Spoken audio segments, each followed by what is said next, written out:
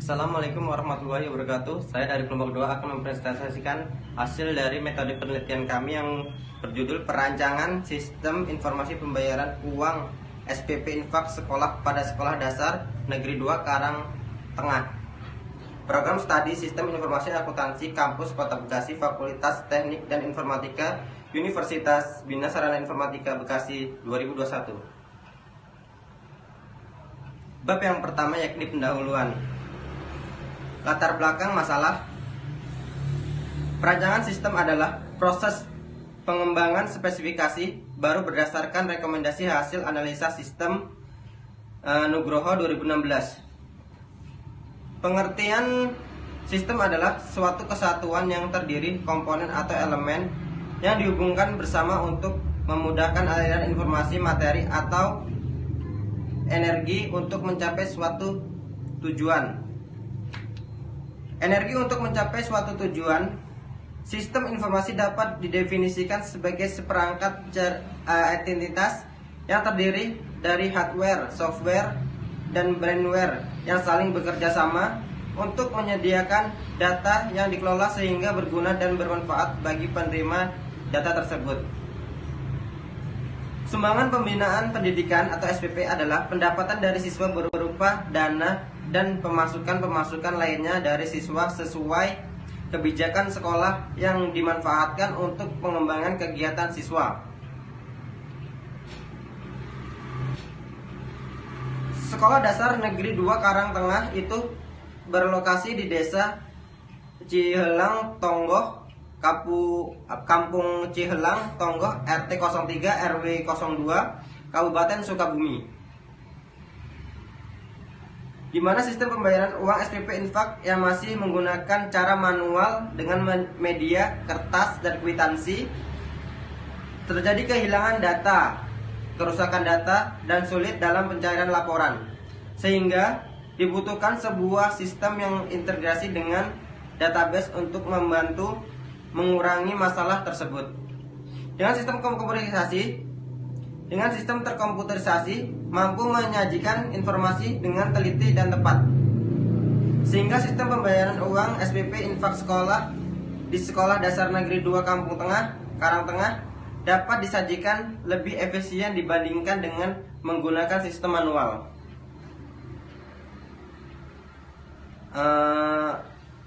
Maksud dari penulisan tugas ini adalah yang pertama, bagian mengintegrasikan database ke sistem manual. Yang kedua, bagaimana membuat laporan-laporan yang rapi sesuai kebutuhan. Tujuan dari penulisan ini adalah yang pertama, membuat sistem yang terintegrasi dengan database. Yang kedua, membuat laporan-laporan yang rapi dengan membantu pencairan. Metode penelitiannya, pada penelitian ini penulis menggunakan prototype, yaitu dengan model untuk tujuan demonstrasi atau sebagai bagian dari proses pengembangan atau pembuatan sebuah software. Analisa penelitian.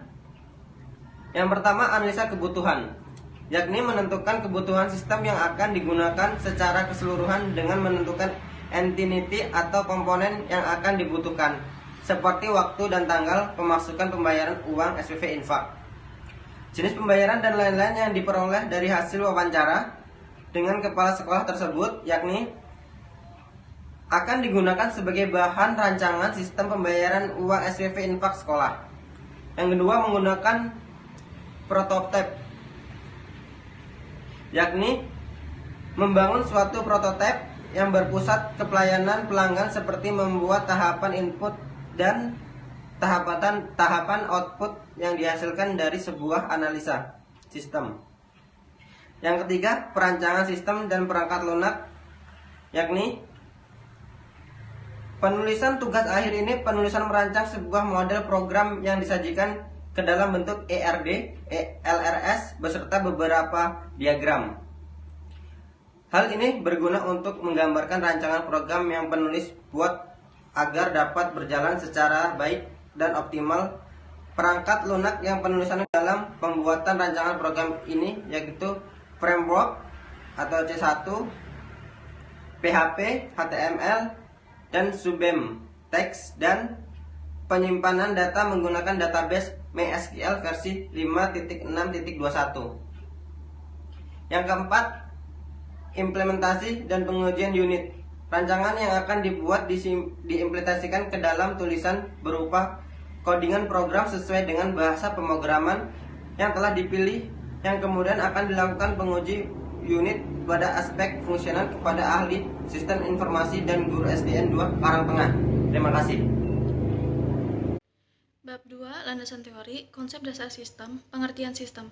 Sistem adalah sekelompok elemen yang bekerja sama terintegrasi untuk mencapai suatu tujuan atau sasaran tertentu. Fatoni dan Dwi, 2016. Asal kata sistem berasal dari bahasa Latin, yaitu sistema, dan bahasa Yunani sustema. Pengertian sistem adalah suatu kesatuan yang terdiri komponen atau elemen yang dihubungkan bersama untuk memudahkan aliran informasi, materi, atau energi untuk mencapai suatu tujuan.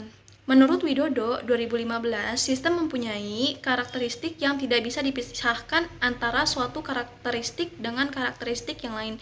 Berdasarkan dari pengertian di atas, dapat penulis menyimpulkan bahwa sistem adalah suatu jaringan sekelompok yang terhubung antara satu sama lainnya untuk mencapai tujuan tertentu secara bersama-sama. Pengertian sistem informasi. Sistem informasi terdiri dari komponen-komponen yang disebut dengan istilah blok bangunan atau building block, di mana masing-masing blok ini saling berintegrasi satu sama lainnya membentuk satu kesatuan untuk mencapai tujuannya. Pengertian perancangan. Langkah awal dalam membuat sebuah sistem adalah perancangan dari sistem tersebut. Perancangan adalah proses pengembangan spesifikasi baru berdasarkan rekomendasi hasil analisis sistem. Perancangan adalah satu langkah untuk memberikan gambaran secara umum kepada manusia atau pengguna tentang sistem yang diusulkan.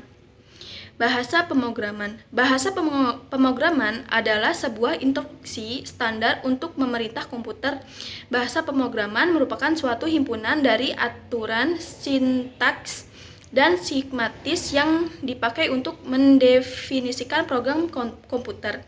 Bahasa pemrograman memfasilitasi cara dan aturan yang dilakukan oleh programmer untuk menuliskan perintah penyimpanan, mengkompilasi, dan melihat hasil secara benar. Pengertian ERD atau Entity Relationship Diagram. ERD adalah model teknik pendekatan yang menyatakan atau menggambarkan hubungan suatu model. Di dalam hubungan ini tersebut dinyatakan yang utama dari ERD adalah menunjukkan objek, data, entity, dan hubungan relationship yang ada pada entity berikutnya. Pengertian LRS atau Logical Record Structure. LRS adalah tabel-tabel yang terbentuk dari hasil antar himpunan entitas yang merupakan representasi dari struktur rekod-rekod lainnya. LRS atau Logical Record Structure terdiri dari link-link di antara tipe record. Link ini menunjukkan arah dari satu tipe record lainnya. Banyak link dari Logical Record Structure yang diberi tanda violet yang kelihatan pada kedua link tipe record. Pengertian UML atau Unified Modeling Language. UML telah menjadi standar dalam merancang suatu sistem visualisasi dan mendokumentasikan sistem piranti lunak. Para pengembang sistem berorientasi objek menggunakan bahasa model untuk menggambarkan, membangun, dan mendokumentasikan sistem yang sedang dirancang.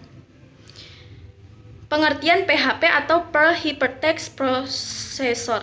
PHP merupakan bahasa pemrograman berbasis web yang memiliki kemampuan untuk memproses data dinamis.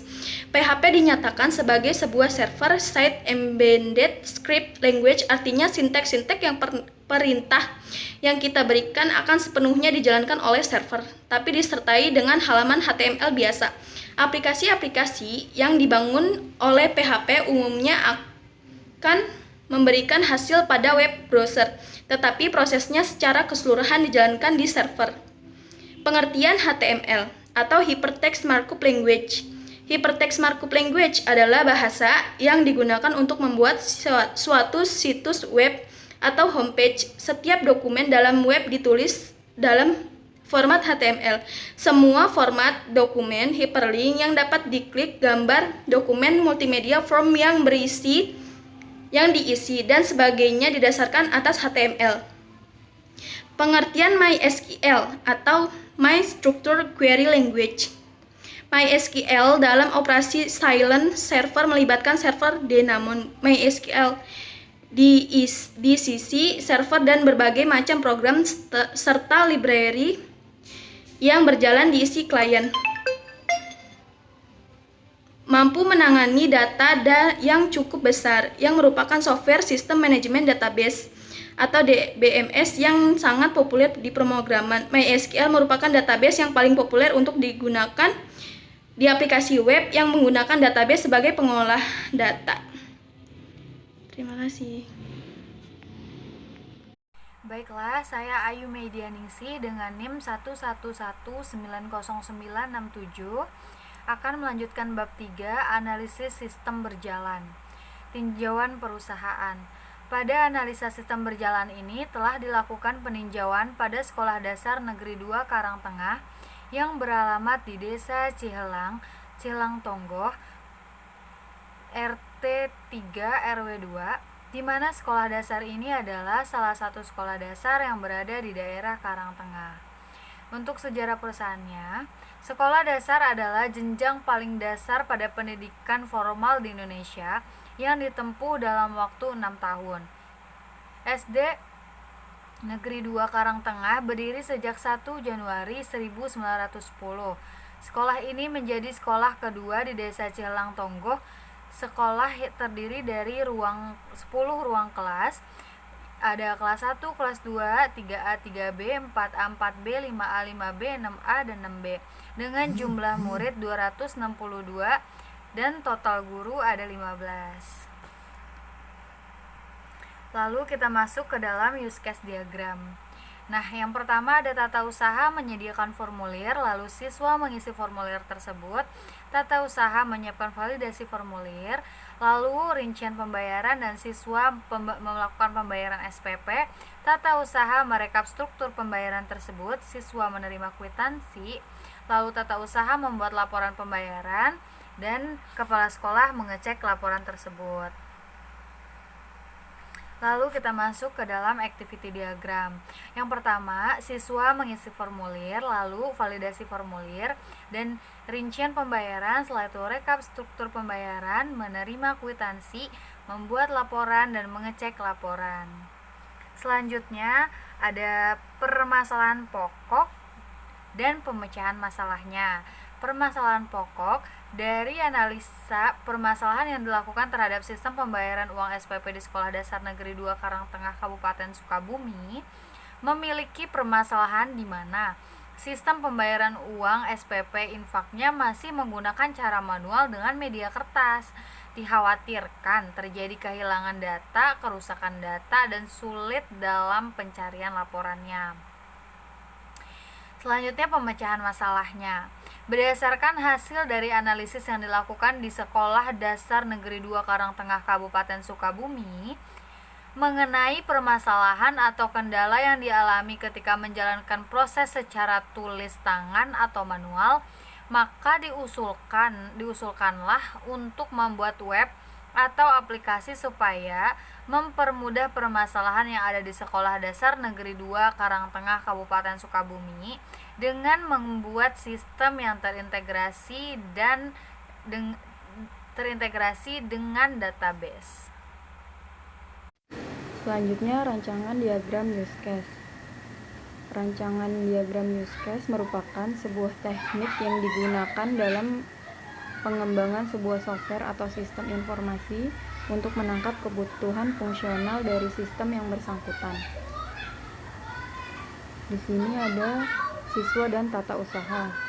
Siswa mengisi data diri, lalu tata usaha login, input data, input pembayaran, cetak kwitansi, kirim SMS, siswa menerima SMS, lalu tata usaha membuat laporan, mengecek laporan, kepala sekolah mengecek laporan.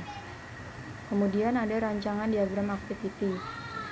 Diagram activity merupakan rancangan aliran aktivitas atau aliran kerja dalam sebuah sistem yang akan dijalankan.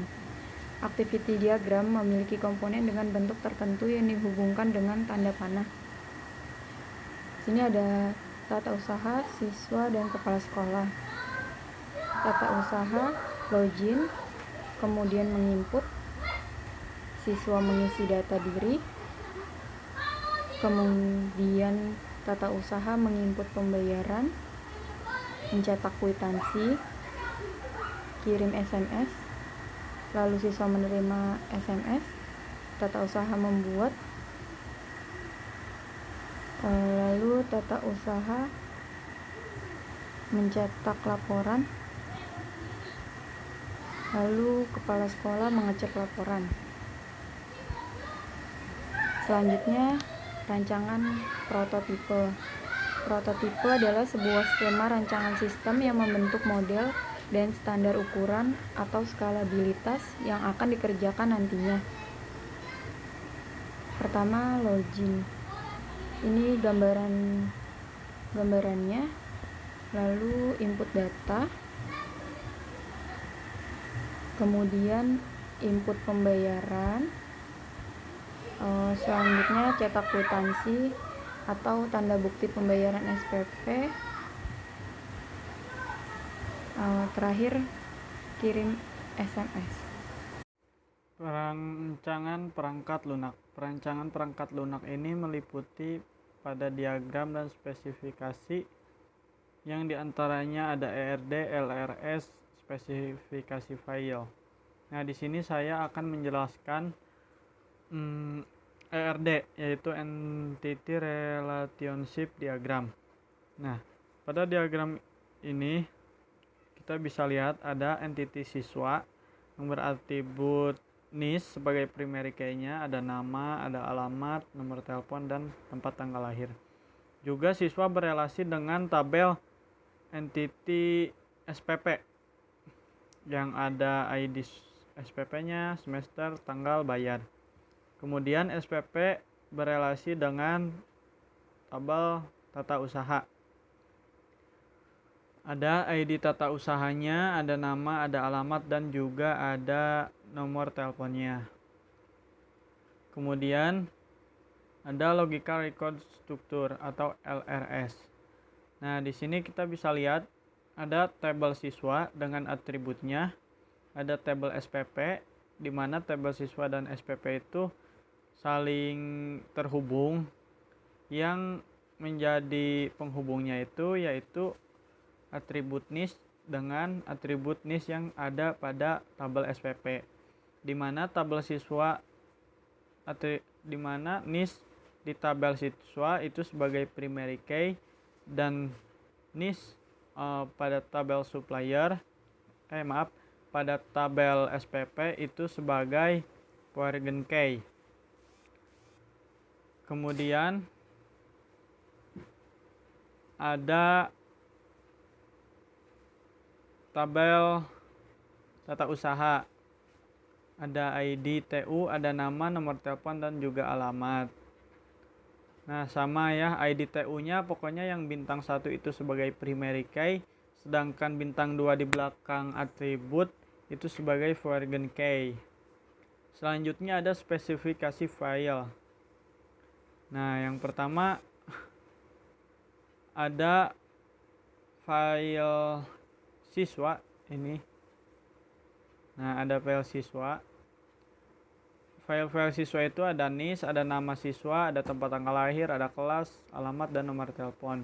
Di mana NIS tipe datanya integer dan juga jangkauannya itu 10. Keterangannya dia sebagai primary key. Bisa dilihat. Nah, kemudian ada file SPP, ada ID SPP, ada semester, ada tanggal bayar. Selanjutnya yang terakhir ada tata usaha.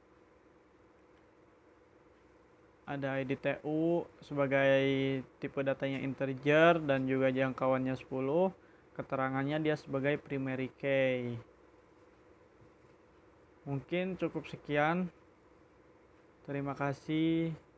Assalamualaikum warahmatullahi wabarakatuh. Baik, saya Desiana dengan NIM 111190439. Saya akan menjelaskan tentang kelas diagram. Untuk kelas diagram adalah jenis diagram struktur status dalam UML yang menggambarkan struktur sistem dengan menunjukkan kelas atributnya, metode, dan hubungan antar objek. Lanjut ke sequence diagram. Sequence diagram adalah merupakan salah satu yang menjelaskan bagaimana suatu operasi itu dilakukan, pesan apa yang dikirim, dan kapan pelaksanaannya. Untuk spesifikasi hardware dan software.